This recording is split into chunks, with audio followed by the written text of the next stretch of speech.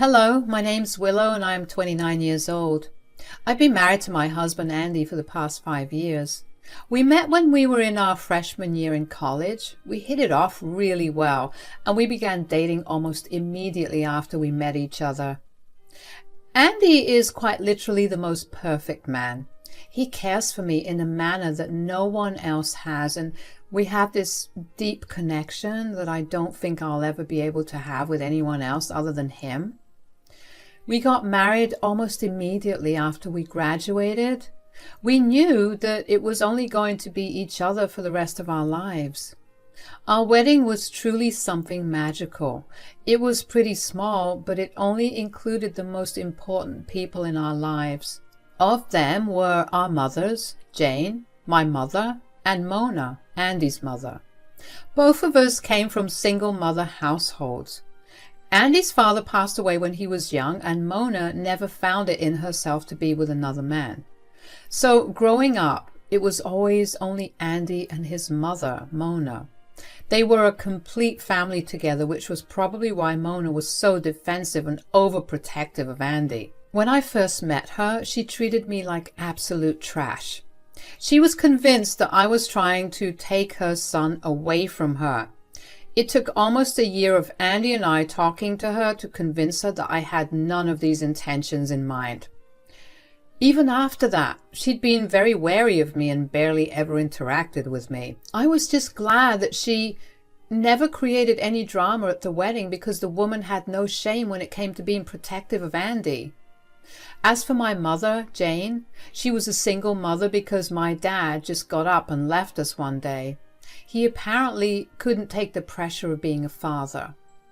My mom and I had a very close relationship as a result, but my mom was nothing like Mona, something that Andy had subconsciously really liked.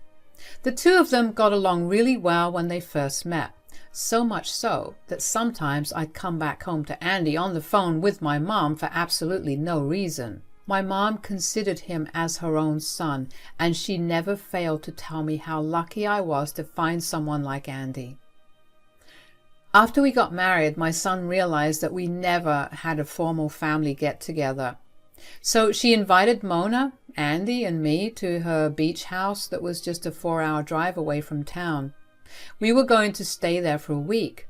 Andy and I were very excited about the trip. Mona, on the other hand, was a little standoffish about the whole thing.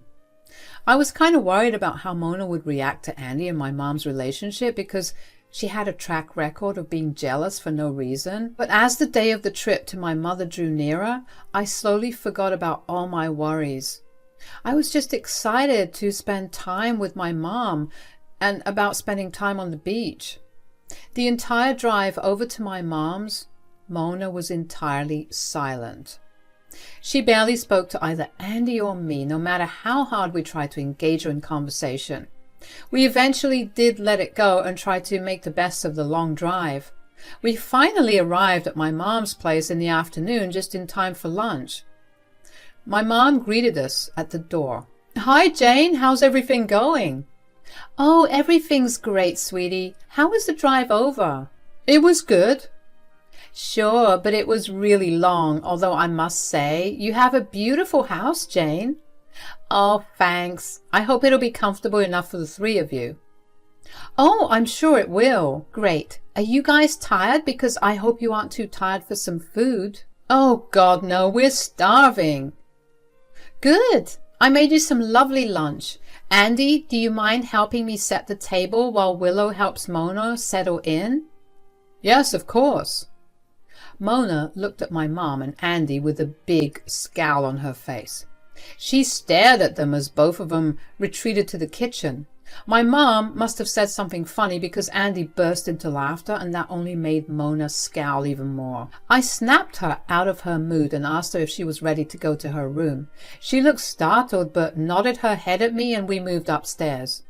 I set her luggage down while Mona took her time inspecting the room. I quickly checked that Mona had all the essentials she needed in the washroom and the room. When I was sure she did, I went back to her to tell her what was where. Mona barely paid attention to what I was saying. As much as I wanted to leave her be, I also didn't want to cause a ruckus by not asking her what was wrong.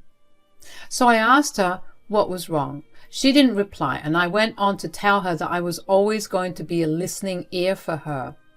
If she needed to talk, I was going to listen no matter what. I told her that she was being different, and I just wanted to know what was going through her mind, so I could see what I could do to ease her worries. After another moment of silence, Mona finally spoke up. "Who does Jane think she is?" "Excuse me?" "Did you see the way Andy treats her?" He treats her nicely, like he does with everyone he knows." "Yeah, sure. But I mean, he's treating her the same way he treats me, like she's his mother." "Well, I mean, she's my mom and his mother-in-law. I guess that was bound to happen, right?" "Absolutely not. There should be some distinction between how he treats me and her." "I think you're overtired and overthinking this, Mona." "No, I'm not. She's even treating him like he's her son. Why would she make him do work?" "Mom just divided the responsibilities between the both of us, that's it. Besides, this is how it's always been whenever we come over." "And Andy had no issue with this?" "Why would he? He loves my mom and loves spending time with her." "Apparently, he loves her enough to think of her as his mother." "Mona, you need to stop this. He's not replacing you in any way." "I highly doubt that. I'm sure that your mother wanted a son and instead she got you. So now she's making up for that by trying to steal my son." "Excuse me? Are you trying to say that my mother regrets having me?" "Oh, come on, Willow. You know that it's every mother's dream to have a son. Daughters are more of a dad thing." "Well, I can assure you that my mom has never regretted having me for a child just because I'm a girl. You need to stop projecting your beliefs onto her. I don't understand your jealousy, but I do want you to just rest here till lunch is served. I will prove to you that she's trying to steal Andy. Just watch." I was genuinely appalled by how Mona's mind worked. I knew she was prone to jealousy, but to actually tell me that I was a regret for my mother was where I drew the line. Andy was a grown adult who was capable of making his own decisions. That was something that Mona was supposed to understand, but could not do it for the life of her. I left the room with an unspeakable amount of rage. I wanted to tell Andy about everything that his mother said, but right as I reached the ground floor, I heard my mom and Andy laughing. I didn't want to ruin that fun and happiness. So I swallowed down my anger and decided to wait until I saw some questionable behavior from Mona. I decided that I would watch her like a hawk and try to make sure that Mona and my mom didn't have too much contact. So that's exactly what I did for the rest of the week. I watched Mona and all her interactions closely. There were moments when Mona would purposefully grab things out of my mom's hands just so she could be the one to give Andy the thing that my mom was going to give him. Other than those minor kinds of instances, Mona didn't really do anything else. Of course, I also made sure that I enjoyed myself to the best of my ability. I couldn't have either Mom or Andy catching on to my worries. It would ruin the trip. We made great use of our time near the beach. It was the perfect warm weather, and it was the perfect way to spend time with our family. When the time came to leave, I was really upset. But we left there knowing that we could always come by whenever we wanted to and have a good time with my mom. My mom was overjoyed at the idea of us going back there again soon. While we were loading our things into the trunk of the car, Mona and my mom had a conversation. I wasn't present there for that conversation, but this was how it went, according to my mom. "We need to talk." "Yes, what is it?" "Why are you trying to steal my son from me?" "Excuse me? What?" "I see the way that you're treating him. I know you're trying to steal him." "What are you talking about? He's my son-in-law. So of course I'm going to treat him like my son. That doesn't mean that I'm trying to steal him from you." "That's a lie. You have some audacity to lie to my face." "Look, I don't know where you got this mentality from, but I can assure you that I'm not stealing Andy. First of all, because he's his own person that's capable of making his own decisions. Secondly, he treats my daughter well and makes her happy, so I treat him well. You can cut the act now. From mother to mother, I understand how the desire to have a son is really big. But you need to understand that Andy is my son, not yours. I have no idea what you're talking about, because I am perfectly happy with the daughter I have. Clearly, you're going to keep acting like you don't understand what I'm saying, but I will tell you that if I actually catch you trying to steal Andy from me ever again, I will make your life miserable. Mona, I mean this in the nicest way possible, but you need to stop being insecure that Andy's trying to replace you. He's a good man and you've raised him right. Be proud of that and satisfied knowing that he's living a good life. I'm happy that he is who he is today, but that will never mean that I'll just give up on him being my son. You don't know the kind of bond we have. It's disgusting that you think that you can form that same kind of bond with him. I really don't think I could, even if I wanted to, which I don't. Please don't think that way. I promise you that I'm simply treating him the way I would any family member. Let me be the judge of that. My mom told me about this conversation about a week after we had come back from her place, over the phone. I was shocked to hear what Mona had said. I asked my mom what even prompted her to tell me then, and she told me that she had liked and commented on Andy's Facebook post about the trip that we had to her house. After that, Mona texted her on Facebook and asked her to unlike Andy's post and delete the comment because she was disgusted at how obvious my mom was with her attempt to steal Andy from her. I asked my mom if she felt threatened in any way, and my mom assured me that she didn't. She just thought that it would be best for us to know because she was beginning to get worried about Mona and her mental health. That was when I told my mom about my whole issue with Mona. My mom was very sympathetic about everything I went through, but she was very happy that throughout it all, Andy stood up for me. My mom and I stayed on that call for about an hour before I finally came back to bed. Andy looked concerned and worried, and I briefly considered whether it would be right to tell him about what Mona had been doing. But when he asked me what was wrong, I knew that I could not, in good conscience, lie to him about it. Why did Jane call? Is everything all right? She's fine, but apparently before we left that day, my mom and your mom had a pretty heated conversation. What? About what? Why is Jane telling you about it now? My mom didn't think it was her place to say anything until your mom sent her a message today regarding their conversation. What did they talk about that was so bad? Weren't they getting along pretty okay? Apparently not. Your mom thinks that my mom is trying to steal you away from her because of how well you get along with my mom. What? That's so absurd. Why in the world would she think that? Apparently my mother treats you like a son and she hates that. But I am her son-in-law. Why wouldn't she treat me that way? That's what my mom said. But Mona wasn't listening to a word. What did my mom message Jane? My mom liked one of your posts on Facebook and Mona texted her and told her to back off and unfollow you. Oh my God, I'm so sorry. I didn't even know that my mom was capable of being this way. You have nothing to apologize for. Besides, I didn't think she'd actually act on her jealousy. What do you mean? On the day we got to my mom's place when I was helping Mona settle into her room, she told me about her jealousy. I just thought that she was really tired and overthinking things. I didn't think that she'd continue to feel that way. Why didn't you tell me about it? Because I didn't think it was going to be a big thing. I'm sorry. Besides, I didn't want to ruin the mood. You wouldn't have. You could have prevented this event. I don't think I could have. I tried talking her out of it and she refused to listen. In fact, she told me that she would prove to me that my mom was trying to steal you. I'm going to have a word with her. Don't be too harsh. She probably just needs some reassurance. I'll be gentle as long as she doesn't say something super messed up. I don't really know what Andy talked to Mona about, but I do know that they had a very long and heated conversation.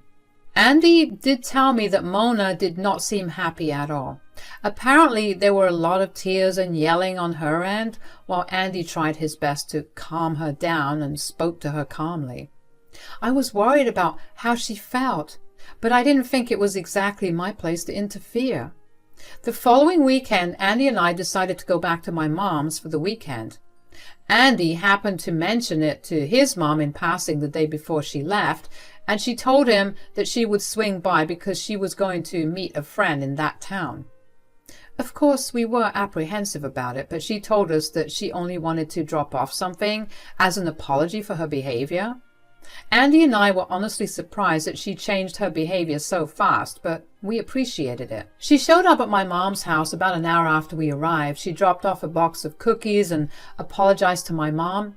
She did mention that the cookies were only for my mom and told us to stay away from them. We just thought that she was being a bit possessive and trying to overcompensate for her mistake, so we didn't take the warning too seriously. We should have, because at tea time, Andy happened to take a bite of the biscuit along with his tea. Within minutes, his throat was closing up and he was turning red in the face. I was scared beyond words. Thankfully, my mom had an EpiPen with her. She administered it to him and he began to recover, but we still rushed him to the hospital. Since Mona was in town, I thought it would be appropriate to have her come down to the hospital too. She showed up crying. "Oh my God, what happened?" "Nothing big, don't worry. He just had a severe allergic reaction. Thankfully, my mom had an EpiPen and we were able to reduce its effects before it could get so severe." "What did he eat? He's allergic to soy." "Yes, Mona, I know. But as far as I know, he didn't eat any soy." "Tell me, did he eat the cookies I gave your mother?" "Yes." "You dolt! Why did you let him eat the cookie?" "Huh? Why?" "The cookies contain soy in them." "What? Why would they contain soy? My mother's allergic too." "That's exactly what I wanted. I wanted her to suffer for making me suffer so much." "What the hell is wrong with you? Do you even know how humiliating it is to have your own son speak to you as if you were some disgusting person?" "Sure, that's rough, but that does not give you any right to try to poison my mother. You know what? You need to leave." "But I want to see my son." "You leave now, or I'll tell him what you did and he'll have you thrown out. This isn't over yet." I was beyond shocked and disgusted with Mona's actions.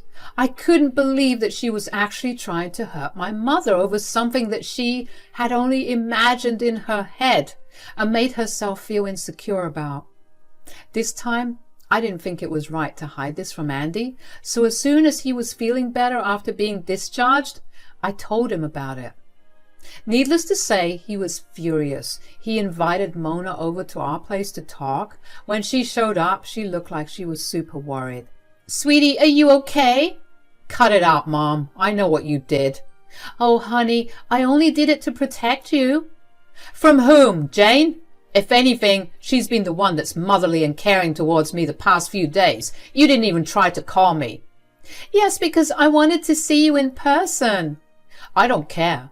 What you did was vile and disgusting. How could you possibly try to do something like that to Jane?" "She was stealing you from me. That was a lesson she needed to learn. Look at the way you were beginning to speak to me, as if I was no one special to you." "Have I done something to you to make you feel as if I don't care about you, or that you're easily replaceable? Other than talking to my mother-in-law in a nice manner?" "No, but you talking to Jane is more than enough to show me that you're slowly leaving me." "Mom, that would never happen. Willow and Jane told you to drop it and not think about it like that." "What do you mean by would have never happened?" "I'm cutting contact with you. I cannot bear to even look at you right now." "What? No, please. Those cookies were not meant for you. You can't be mad at me for it." "Those cookies were not meant for me, but they were meant for someone else with my same condition." That told me all that I needed to know about you. "Andy, please, I promise I'll be better. You can't leave me." You did this to yourself. You put someone else's life in danger just because you felt so jealous that you couldn't think rationally. I was thinking with a very clear head. I just wanted you to come back to me. You are my mother. Why would I have left you? Shouldn't you know that you're irreplaceable? It didn't feel like it. Right. And instead of communicating it with me, you chose to poison Jane. Yes, if that was how I needed to resolve the problem faster, then there was nothing else for me to do. If I sat down to talk to you about it, you would have taken too long to work on it. Giving her those cookies meant that she would feel threatened enough to leave you alone. You are incorrigible, and you disgust me. I need you to get out of my house now. But Andy, out! I was honestly so glad that Andy was putting Mona in her place. I couldn't imagine it would have been easy for him to do, but I was glad that he was doing the right thing.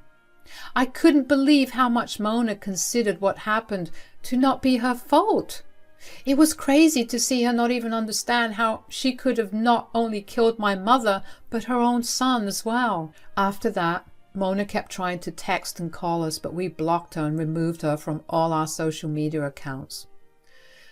Mona tried to get the rest of Andy's family involved. We got hundreds of calls and texts telling us that we were cruel people for shunning Mona that way. So Andy painstakingly explained to each and every one that called and texted what Mona had actually done. After that, word spread quickly and Mona got shunned by the rest of her family. I don't really know what Mona's up to right now. My mom and I sometimes do remember her and laugh a little to ourselves because of how ridiculous she had been. Andy and I also have a laugh at it, although I do know that deep down inside he misses his mother. He's in therapy to deal with everything, and he's slowly coming out of it and growing. I'm so grateful for everyone in my life, and it would have been tragic if something happened to either Andy or my mom. I'm glad everything worked out in the right manner. Thank you for listening to me.